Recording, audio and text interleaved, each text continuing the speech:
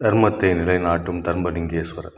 சென்னையில் நங்கநல்லூரில் உள்ள ஸ்ரீ தர்மலிங்கேஸ்வரர் கோவில் கிபி 991ஆம் ஆண்டு ராஜராஜ சோழன் மன்னனின் ஆட்சி காலத்தில் கட்டப்பட்ட கோவில் ஆகும்.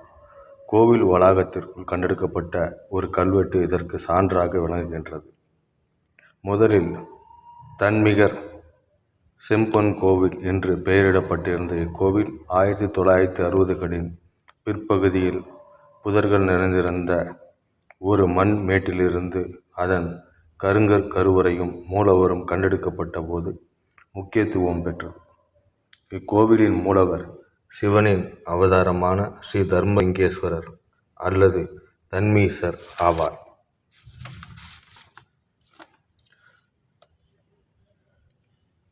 அவர் தனது துணைவியான சர்வ மங்களாம்பிகை தேவியும் சேர்ந்து பக்தர்களை ஆசீர்வதிக்கின்றனர்.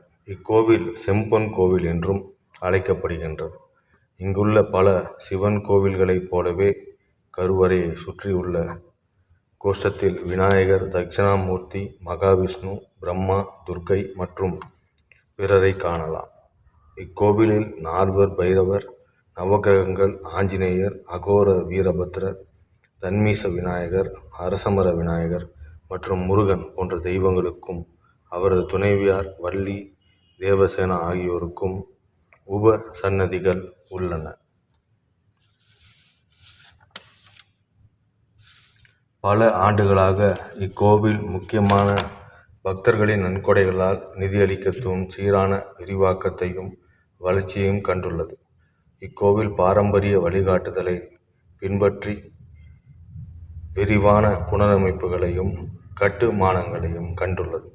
கிழக்கு மற்றும் தெற்கு ராஜகோபுரங்கள், ஒரு யாகசாலை மண்டபம் மற்றும் ஊர்வலங்களுக்கான ஒரு தேர் ஆகியவையும் அடங்கும். குறிப்பாக பண்டிகைகள் மற்றும் மங்களகரமான நாட்களில் பக்தர்களின் கூட்டம் அதிகரித்துள்ளது. மேலும் பலருக்கு பல அற்புதங்களையும் அவர்களுடைய விருப்பங்களையும் நிறைவேற்றி ஸ்ரீ தர்மலிங்கேஸ்வரர் பெருமான் அருள் புரிந்துள்ளார்.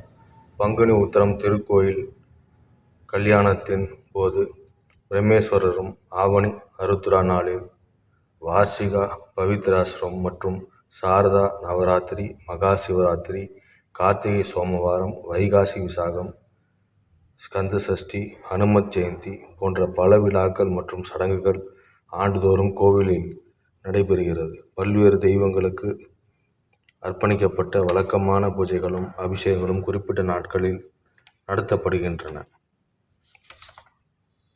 ஸ்ரீ தர்மலிங்கேஸ்வரர் கோவில் பக்தி மற்றும் பாரம்பரியத்தின் சின்னமாக